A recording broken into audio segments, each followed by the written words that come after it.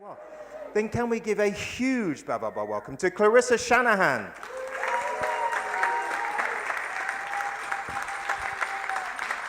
Okay, so tonight my presentation is about the Grand Tour 1933. I'm going to start by reading off the first couple of slides here. This is a story about a found photo album from 1933, a mystery woman, a painting exhibition, Agatha Christie, a gallery in Philadelphia, and the golden age of travel in Egypt. All of these things came from one gift from a friend of mine. Okay. In 2018, a gallerist friend of mine, Bruce Hoffman, lent me a photo album that he had found in an open-air flea market in Rome in 1982. It was a photographic story of a woman who was traveling from Italy through Egypt, and she did the whole kind of iconic hotels and all of the best places and so forth, and the steamships and the whole kind of romantic story. And she had a photographer traveling with her, a professional photographer. This became a gallery show of paintings inspired by the album that I did. More than that, it was a research project, it was a mystery, it was a travel obsession, which has not gone away, it's only gotten worse. A historical fact-finding mission, right? And then finally now it's moving on into the direction of being a documentary. So yeah, so I'm very excited to kind of share the story with you. So that's it for the texty slides. So I won't be reading off this. I will be looking directly at you. Okay. So here, this is, I'm going to stand over on this side. This is the mystery woman here. This is where this whole thing started. I don't know her name. I never found out her name. This is a woman whose album this was. And this is the album. It was a beautiful artifact. It was covered in tooled leather, and it had these, these white ink captions written, in this beautiful handwriting. It's all in Italian, and it shows the whole story from when she left from Genoa on a steamship, and she traveled and saw all the iconic places and so forth. And so he gave this to me, knowing that I'm really interested in historic subjects in my work. And he said, I have a feeling you're going to kind of take to this. And what he didn't know is, 6 years later, here I am doing a Bavard bar about it, right? So, okay. So where I began with it is I needed to understand what was happening in these. Now, I only have, a year or two of college Italian, which wasn't going to work, and then Google Translate, which is what I relied on. So I started off with, there were 115 photos, and I had to start off with finding out what the captions actually meant. And they were all very poetic. It wasn't just, here we are on the ship. It was, between sky and sea, and things like that. So she had this, and that's what it is, fra cielo e mare, which is between sky and sea. So this is kind of how she presented this whole story. It had a very romantic kind of vision to it. So this is kind of where I began, trying to then, whoops, I didn't mean to do that. Yeah, here, wait. It's a good thing I'm not driving a car right now, actually. Stay, okay. So this is where I began, is kind of mapping out what the itinerary was based on the chronology of how she presented it in the book. So this is me with my 1976 McNally World Atlas, which is out of date and probably has all the wrong things in it. But this is where I started. And from there, I started to look at what the hotels were, what other information I could get from the album. So what I found out, it must be the captain's table kind of presentation in the ship, right? And this is the photo from the album, and this is when they were sailing to Alexandria on the Ausonia. This is the ship that they were on, and what I found out is it was destroyed by fire in 1935, only 2 years later. This is what they traveled back on. It was the SS Esperia. It was the same shipping line, Lloyd Cestino in Italy. And this one, it was a war loss, so it was torpedoed in 1941. So part of what I wanted to find out, just to see if I could find out her name, and anything else about her was starting with the passenger logs to see if that was a way to go. I wasn't able to find anything online. This is something that is probably going to be traveling into Italy to see if there's any documentation. However, it's almost 100 years ago, so I doubt it. This shipping line is now container shipping only. It doesn't do passengers. So anyway, so that was one avenue that I traveled, so to speak. I can't drive. Wait a minute. I can't be trusted with this thing. Okay. All right, so now looking at the hotels. I can't believe this. Okay. I want to stay here. Okay. You want to do it? I trust you more than me. Thank you. You just shout and I'll do the trick. Okay.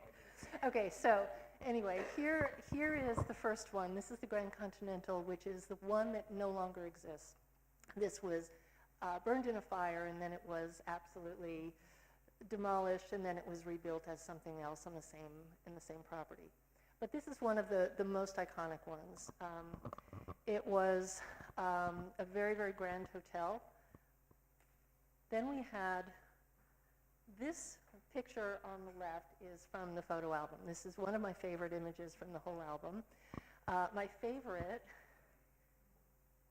person is him. He's my favorite photo in the entire album. I love him. But anyway, this photo is really beautiful, and I found a historic photo from the same palm court that you see on the right. Then there's Mina House, which is another one, it's now a Marriott property, and it doesn't look anything like this. So it continued its life. It still exists now, but it's in a completely different form. But this was, again, one of the most iconic ones at the time. Then we have the Cataract Hotel, which at the time was called the Old Cataract. This one is kind of, there's a little more to the story on this one. If you see on the far left, that's one of the photos from the album. On the right here is the painting, right, that I did of the photo. And then in the center, we see a photo from now. This is a contemporary photo of the same hotel. And you can see the balustrade is shaped the same. You could see that there's still elements of it that still exist. So we have that same view. We're looking at the same formations in the land. It's really exciting finding the through line. So another thing that's really interesting, when I started to look at what was happening in 1933 when she was there, our mystery woman, it was the same year that Agatha Christie lived at the Cataract Hotel to write Death on the Nile. And she lived there for the whole year. And of course, I've wondered if they ever crossed paths, and if so, what would that look like? And of course, I've made up stories about what that whole conversation could have been. But she was very much somebody who was kind of presenting this very romantic view of Egypt around this period of time. She had a very romantic set of images in her story. This is the book, of course, which you've all either seen the films or read the book or something. The hotel itself has an Agatha Christie suite, and this is actually where she lived for that whole year. So this is the sitting room, and then the front door of the suite. So it's still, she's alive and well in this hotel in Aswan. Another little bit of information about what was happening at this time is that 10 years prior, in 1922 through about 25, Howard Carter is one he was an archaeologist, and he discovered Tut's tomb. So this was such a tremendous discovery, and it really prompted what was known as Tut mania. It was the discovery, and there was this whole new fascination with Egypt and all things that are exotic, and it crept into many, many things. And so at the time our mystery lady, went on this trip, it was kind of in the throes of this renewed interest in all things about Egypt. We see in the next, this is his patron, Lord Cornwall, and who just, by the way, lived at Highclere Castle, which you might recognize from Downton Abbey. right? The family is still there. He was the lord at the time. He was the patron, and he was a big part of this whole expedition and so forth. I looked it up. I was looking to see if I could find quotes about what was really happening culturally. And this is, thank you, Wikipedia. Quite simply, Tutmania helped shape the modern world. That Carter's discovery altered life in the 20s and 30s is not in question. A craze for Egyptian exoticism convulsed the West, infiltrating both high and low culture. So here we have a record from the late 20s called Old King Tut with the very questionable illustrations on it. And then here on the right-hand side, we see this is actually a newspaper heading. And this is this kind of sensationalism that was happening around the discovery at the time. So it makes me wonder about the woman who went on this trip. And I've been thinking about this for 6 years, ever since I first saw this album. I've wondered about not only who she may have been, what her life may have been. Is this somebody who has a stack of photo albums, 100 photo albums just like this? Has she traveled everywhere and this is just yet another? Or did she save up her whole life and this is the big blowout? All kinds of things. And so when I think about what may have been on her mind at the time, was it just being swept up and this is the new place to go or not? I don't know. These are all kind of the factors that I really want to consider further. There are also there are several photos like this in the album, and these are about, this one here, it says the Italian delegates exit the opera house, and here we have an Italian-Egyptian banquet. It's curious. I don't know anything more. I don't have any other context about who they might be, what the delegation is about, and so forth. So there are all these little clues throughout the story that we can kind of pull threads here and there and see where it really goes. But the photos are amazing. So here's part of the process of making the exhibition. So when Bruce had given me this photo album, it was, here, see if it inspires you. Do you want to do any work for it? So it turned into a series of very large-scale paintings. And these are some shots in process. They were all done in encaustic, which is tinted beeswax. And tinted beeswax is something that you work in lots and lots of layers. I work very transparently, and you just kind of build up color, and there's a lot of kind of haziness to it, which to me is a really nice way of kind of a shorthand for a memory. It looks like it's put back in time. And so working with wax, you have to work on a hard panel. You can't do it on canvas. So I started off in my studio with these enormous wood panels, and then drawing them out, first with charcoal and then with oil. This is the setup. This is the mess of it. But if you can see on the left side there's a big pot and a griddle and so forth. That's an encaustic palette, and then there's a griddle. So this is how I would have to heat the wax and create the paint that way. So those are all kinds of things. I used heat guns, and I used creme brulee torches and things like that. So a lot of kitchen equipment actually was used in encaustic. So this is as they were in process. It was stages and layers and layers and layers of paint. And these are a couple of little details of it, right? We see that they're kind of soft and there's a little bit of a sheen to it. That's kind of as they were in process, little shots. This is the very large one that you recognize from the captain's table photo.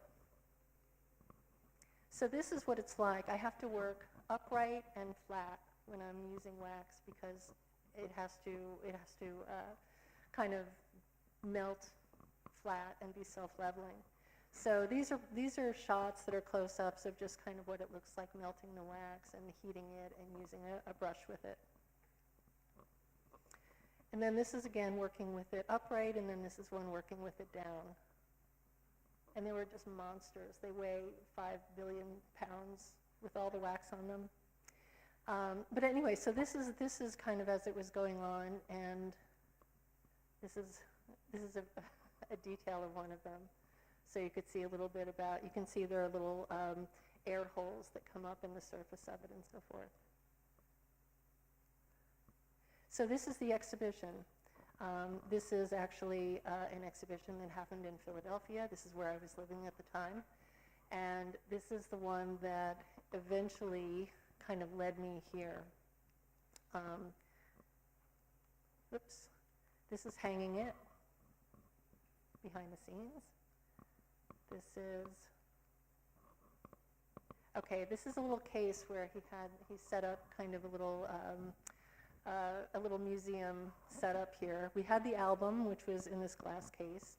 And then over on the side here, we see this is resin, this is pure beeswax, and this is oil. And those were the things that were used to actually make the paint. So these are just all the raw materials that they were built with. And that's me waving at someone.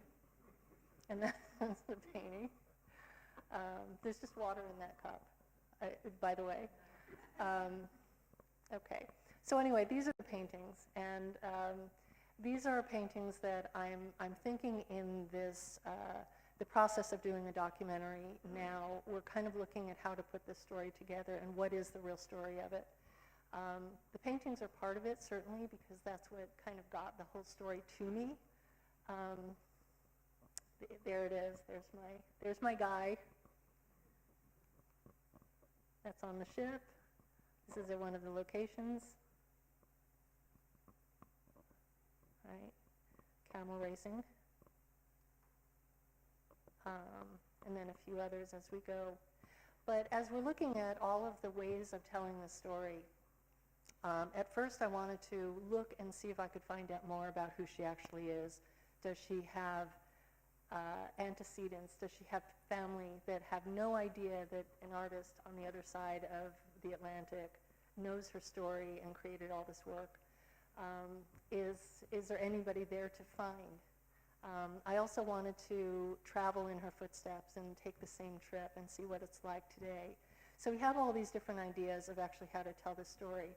And I started to realize that not knowing the story is kind of itself a really kind of sweet spot, because for 6 years now I've had all different visions of what this could be. And what if I find out if she's just simply a woman who saved up her whole life and she wasn't a spy, or she was a woman with, just like anyone else, just saving for a trip and doing it. And it's really interesting to think about what is the best story in this. What is pulling these threads going to ultimately look like? So anyway, so here's the big one. This is about 7 feet wide, this painting. And this is my friend Bruce. He's the gallerist and executive artistic director at the gallery, and he's the one who sent me the album, and he is still the proud owner of it. He also gave this album to another artist who went and did some other kind of work with it. I don't know the extent of it, but this is something that who knows where this album is going to keep going. I think he has a way of just kind of finding who to give it to and see what they do with it. So that's the story. I don't want to go on too far. And this is me. This is a QR code for a website if you're interested. But anyway, the documentary itself is something that is, we have kind of a team of creative people right now who are all collaborators. We have a couple of creative producers. We have cinematographer. We have a writer involved. So we're starting to gather all the pieces, and then we have to start doing the fundraising for it. But I feel like this is a story that I want to keep pulling at and see where it goes. So anyway, that's it for me. I kept time. And I had the fear of God in me.